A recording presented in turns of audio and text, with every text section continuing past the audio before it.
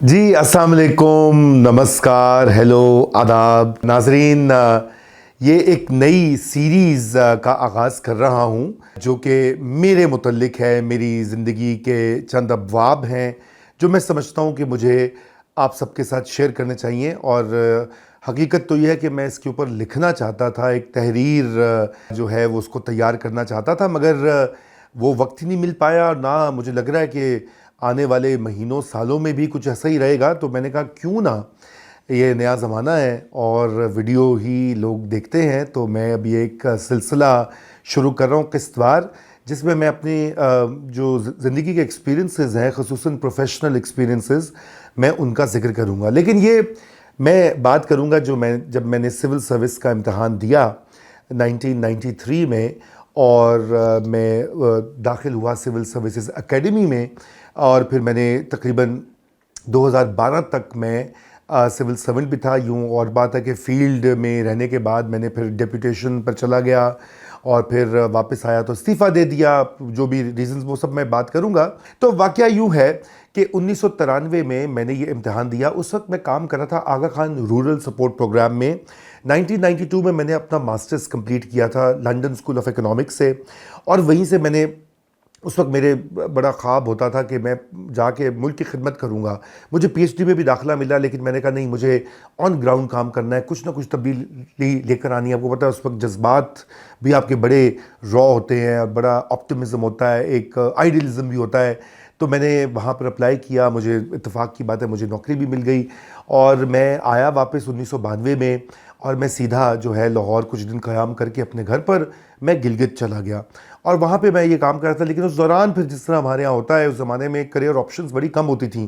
اب تو نوجوانوں کے پاس بہت آپشنز ہیں، میڈیا ہے، بینکنگ سیکٹر ہے، ٹیلی کمیونیکیشنز ہے، سٹارٹ اپس ہے، آئی ٹی کا اتنا زیادہ کام پھیل چکا ہے. ہمارے زمانے میں ذرا تھوڑا سا کام ہوتا ہے، ڈاکٹر بن جاؤ، انجینئر بن جاؤ، سی ایس ایس دے دو، وکیل بن جاؤ. تو مجھے بہت سے لوگوں، لیکن مجھے یہ بھی خیال تھا کہ شاید آغا خان رورل سپورٹ پروگرام میں، جو کہ بہت ہی اس زمانے میں تو گلگت بلتستان بالکل آئسولیٹڈ تھا، ریموٹ تھا پاکستان سے.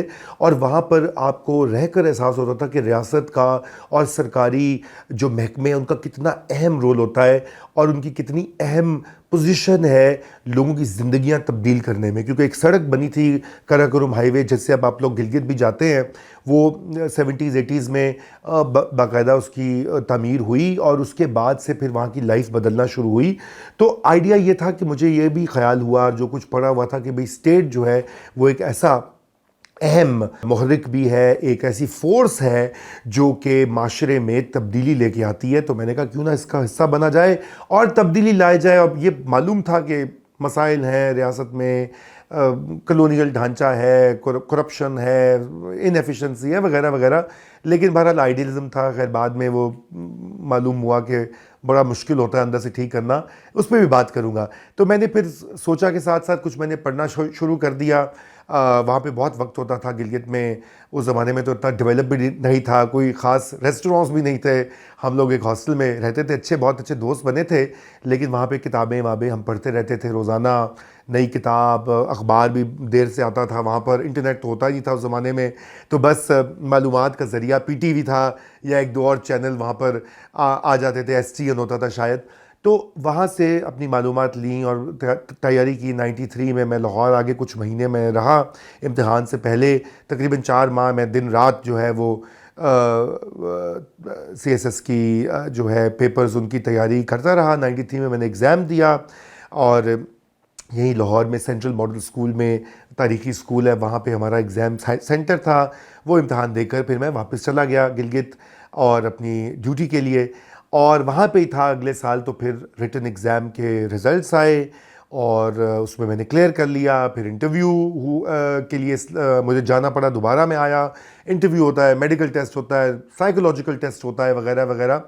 اور وہ سب کچھ کیا. پھر رزلٹ آ گیا اور میں نے پاکستان بھر میں اول پوزیشن لی، جو کہ میرے لیے اور اس وقت میری فیملی کے لیے، سب کے لیے بڑی باعث مسرت اور ایکسائٹنگ بات تھی. میرے کولیگز کے لیے بھی اور جو میرے ویل وشرز تھے. اور ظاہری بات ہے کہ اس ایج پہ اب میں واز اونلی 24، بیرلی 24. تو بہت ایک مجھے لگا کہ بہت میں نے کوئی تیر مار دیا ہے. تو اس لیے پھر وہ میں جو بھی میرا تذبذب تھا، ڈاؤٹس تھے، میں نے کہا نہیں اب جوائن کرنا چاہیے. تو پھر میں نے تہیہ کیا کہ میں سول سروس میں واقعی جوائن کروں گا.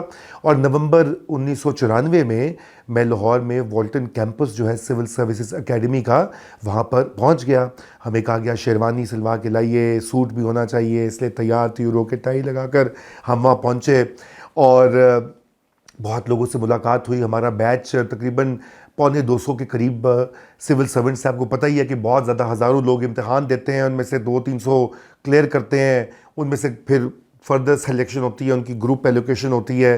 تو میں نے چونکہ اول پوزیشن میں تھا، میری اس وقت ڈسٹرکٹ مینجمنٹ گروپ جو تھا، جو اب پاکستان ایڈمنسٹریٹو سروس ہے، پہلے وہ CSP ہوتا تھا، انگریزوں کے زمانے میں ICS ہوتا تھا، اس میں میری ایلوکیشن ہوئی.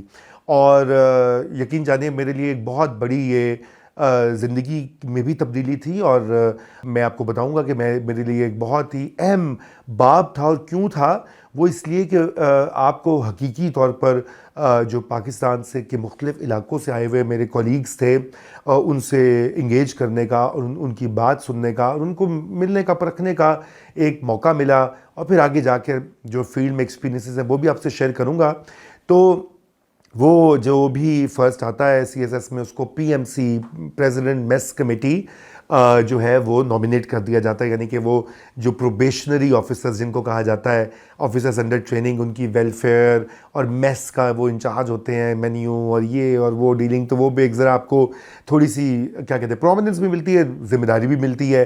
آپ کو کمرہ بھی جو ملتا ہے وہ آن یور اون ملتا ہے، باقی لوگ شیئر کرتے ہیں. تو تھوڑی سی یہ پریولیج بھی تھی. اور ایک بڑا اچھا کمرہ مجھے وہاں پہ الاٹ ہوا. اس میں میں نے ظاہری بات ہے کہ اپنی کتابیں اور سب کچھ وہ رکھا. اور پھر بہت سی دوستیاں بنی، بہت سے لوگوں سے ریلیشن شپس قائم ہوئے، جو کہ ابھی تک بہت سے میرے اس زمانے کے دوست جو ہیں. ایک فرق اسکول کالج کے بعد یہ ایک اور جگہ تھی جہاں پہ اتنے مہینے ہم ساتھ رہے. دن رات کا جو ہے وہ ایک وہ آپ کا ساتھ ہوتا ہے، تو یقیناً آپ کی وہ اسی طرح دوستیاں بھی بن جاتی ہیں. تو یہ بڑی جسے کہتے ہیں یہ کامن ٹریننگ پروگرام یا CTP سے کہا جاتا ہے. تو اس میں بیسکلی سارے گروپس کے لوگ جو ہیں، account service, foreign office, police, DMG، وہ سب کی اکٹھی ٹریننگ ہوتی ہے. انکم ٹیکس، کسٹمز وغیرہ وغیرہ 11-12 گروپس ہوتے ہیں اور بڑا سخت قسم کی ٹریننگ ہوتی ہے. اور صبح کے وقت آپ اٹھتے ہیں اور آپ PT کرتے ہیں. کوئی تقریباً 6 بجے اٹھ کے دوڑیں لگتی ہیں، ایکسرسائز ہوتی ہے. اس کے بعد پھر آ کے ناشتہ کیا، پھر تیار ہو کے کلاسز ہوتی ہیں. اور کلاسز میں بھی آپ کو بہت کچھ پڑھنے کو ملتا ہے. ایسے پاکستان اسٹڈیز پڑھائی جاتی ہے دوبارہ سے ایک فرق انداز سے.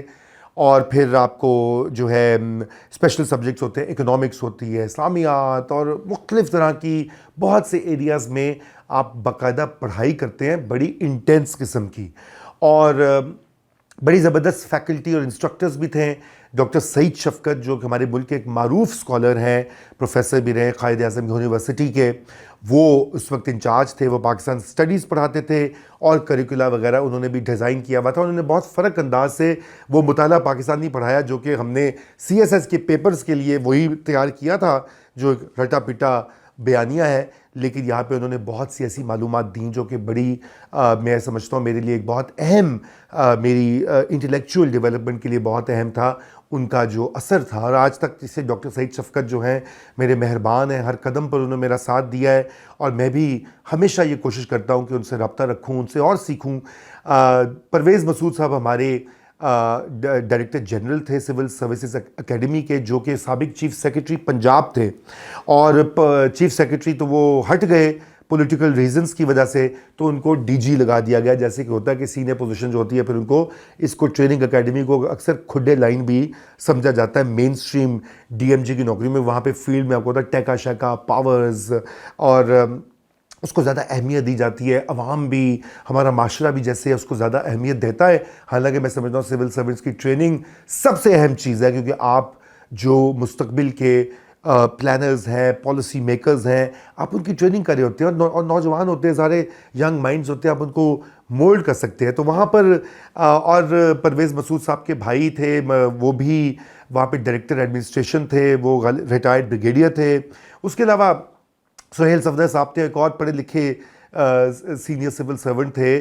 اور بلکہ مجھے یاد ہے کہ انہوں نے مجھے ایک بک ریویو بھی وہ ایلوکیٹ کیا تھا ڈاکٹر محمد حسن عسکری، جو کہ ایک بہت اہم مذہبی شخصیت تھے 20ویں صدی کی. ان کی زندگی اور فن کے بارے میں تو بہت سی کتابیں اور ان کے اوپر لکھا گیا، اور ان کا خود جو ہے وہ مجھے پڑھنے کو ملا. میں اس سے پہلے نہیں جانتا تھا، اگرچہ کہ میں سمجھتا ہوں کہ میرا مطالعہ اردو ادب کا کافی وسیع اور گہرا تھا، لیکن عسکری صاحب کا نام سنا ہوا تھا، لیکن اتنی مجھے تنقیدی مضامین جو ہے وہ نہیں پڑھے تھے. تو بہرحال وہ بھی ایک میری بڑی اچھی وہاں پہ ٹریننگ ہوئی. پھر اسی طرح مختار مسعود صاحب جو بعد میں وہ میرے ٹیوٹر بھی رہے جب میں دوسری اکیڈمی میں گیا، جو کہ پاکستان کے بڑے مایہ ناز سول سرونٹ تھے، آواز دوست کے مصنف تھے. اب تو ان کا انتقال ہو چکا ہے، اور وہ بھی کیا زبردست شخصیت تھے، کبھی تفصیل میں ان پہ بھی بات کروں گا. تو بہرحال یہ بڑی ریگرس ٹریننگ سب کے لیے ہوتی تھی، اور پورا دن آپ کا گزرتا تھا، اور ایک ایمفسس، ایک انڈرلائنگ ایمفسس ہوتا ہے کہ آپ نے آفیسر لائک بیہیو کرنا ہے.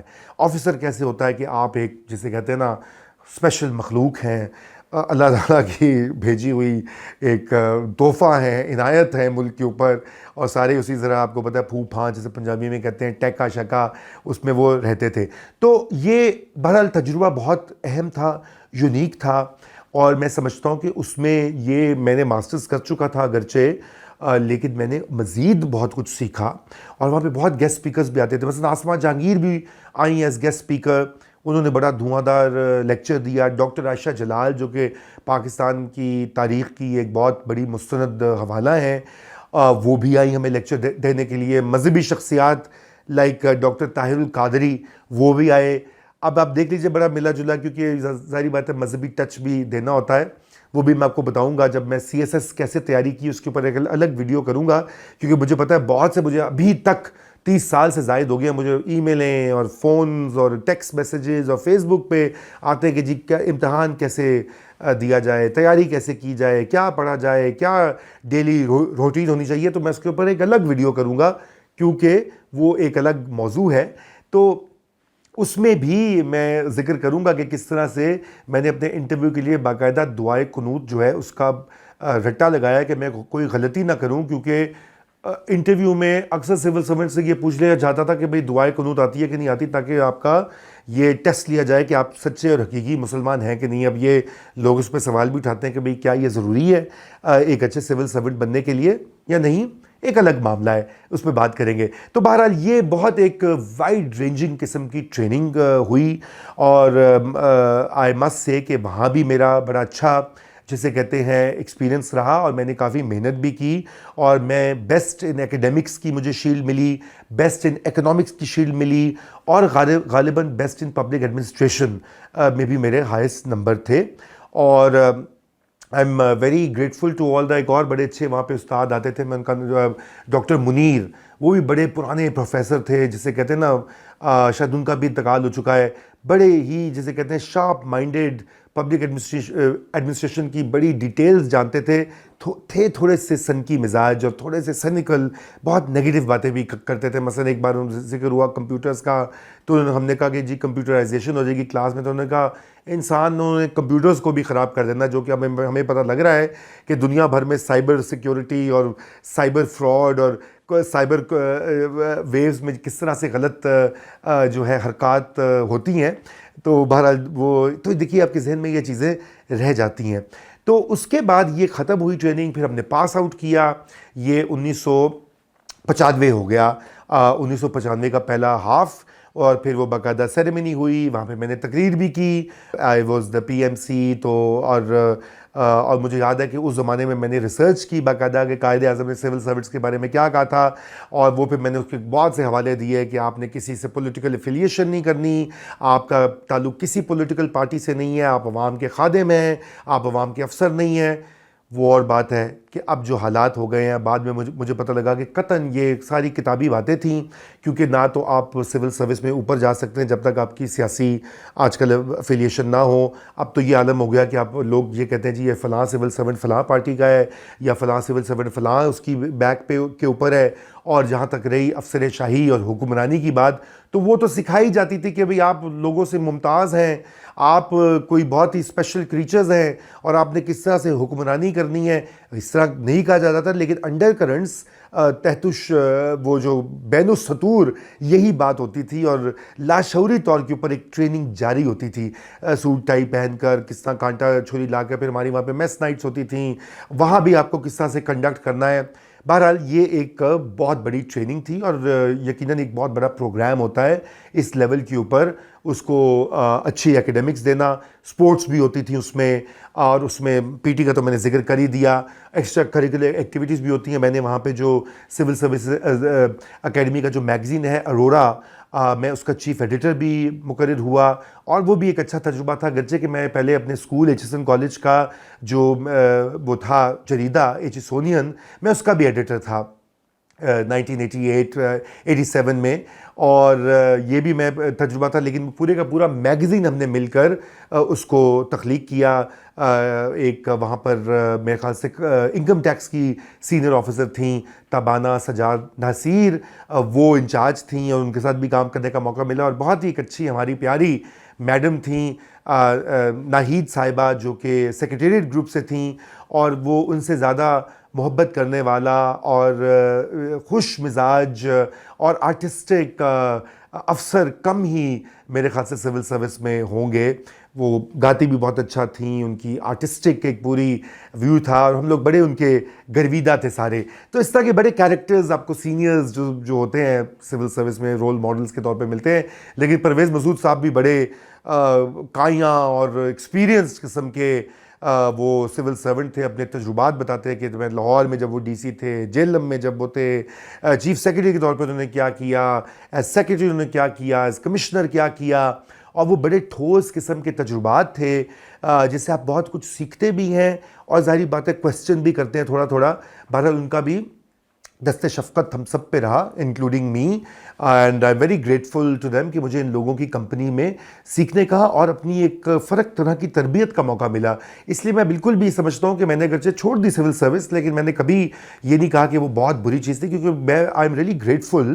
اور جو آپ کو نعمتیں ملیں وہ ہمارا مذہب بھی یہی کہتا ہے، اس کو نہ تو جھٹلانا چاہیے اور نہ ان سے منکر ہونا چاہیے، نہ ناشکری کرنی چاہیے. تو میں ذکر کر رہا تھا کہ وہاں پہ کتنی دوستیاں اور اتنے لوگوں سے ملنے کا موقع ملا، اور یوں سمجھیے کہ اتنا زبردست گروپ جو کہ سلیکٹ ہو کے آتا ہے. میں سمجھتا ہوں کہ جتنے بھی لوگ آتے ہیں سول سروسز میں بڑی محنت کر کے آتے ہیں، بہت جانفشانی سے، لگن سے اس کریئر کو پرسیو کرتے ہیں، اور بہت قابل لوگ ہوتے ہیں. مطلب یہ اور بات ہے کہ ٹھیک ہے میں نے فرسٹ پوزیشن حاصل کر لی، لیکن مجھے جا کے پتہ لگا کہ ایکچولی یہ 19-20 کا فرق ہی ہوتا ہے.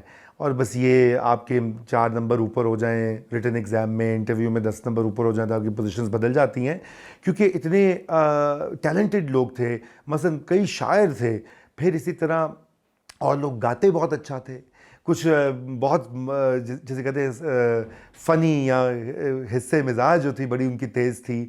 وہی ہمارے اسکٹس وغیرہ بھی جو خیر میرا بھی بڑا مذاق اڑتا تھا، وہ جیسے پنجابی میں کہتے ہیں توا لگتا تھا. اس کی وجہ یہ تھی کہ ظاہری بات ہے میرا تعلق ساری عمر لاہور سے اربن ایریا سے رہا، پھر میں باہر پڑھنے چلا گیا 18 سال کی عمر میں. تو ظاہری بات ہے کہ میں ایک فرق ہائیبریڈ قسم کی ایک شخصیت تھا. دیسی تو تھا، خمیر تو وہی تھا، مگر کچھ انگلستان کا تڑکا بھی لگ چکا تھا، انگلش میڈیم اسکولوں کا بھی اثر تھا. تو وہ مجھے ممی ڈیڈی بھی گروپ کہا جاتا تھا کہ ممی ڈیڈی گروپ بھی آیا ہوا ہے. اس میں اور بھی چند لوگوں کا شمار ہوتا تھا. برگر فیملی کا بھی کہا جاتا تھا کہ یہ برگر ہیں، یہ لوگ تو بڑے انگریزی میں بات کرتے ہیں، چھری کانٹا، یہ وہ ان کا سٹائل فرق ہے. بہرحال وہ سب مذاق کا حصہ ہوتا ہے.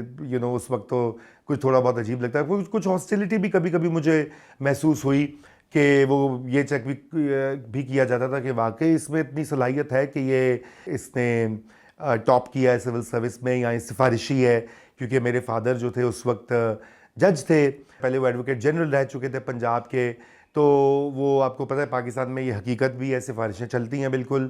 تو یہ بھی ایک طرح سے آپ کو ایک دوبارہ ہے کہ آپ کا امتحان ہوتا ہے by the faculty and by your peers. تو پیئر ریویو آپ کو پتہ ہے دنیا میں ہمیشہ اہم ہوتا ہے. بہرحال میرے ان سب سے بہت اچھے تعلقات بنے، میں ایک فرینڈلی شخص ہوں بنیادی طور پر، اور ایکسٹروورٹڈ بھی ہوں کافی حد تک، مگر یہ کہ ایک طرح سے میں تھوڑا سا آؤٹ سائڈر بھی محسوس کرتا تھا۔ اس کی شاید وجہ یہ تھی کہ میری زندگی کے بارے میں جو سوچ اور زاویہ تھا وہ خیر ایوالو ہو رہا تھا۔ 24 سال میری عمر میں، اس عمر میں آپ کو کیا پتہ ہوتا ہے، لیکن آپ کی جو اٹھان ہوتی ہے یا آپ کے کوئی نظریات ہوتے ہیں وہ مجھے اکثر یوں لگتا تھا کہ بہت سے لوگوں سے مختلف ہیں۔ تو وہ ایک ہمیشہ یہ میرا ایک دیرینہ مسئلہ رہا ہے، ایک آؤٹ سائڈر کے طور پر محسوس کرنے کا۔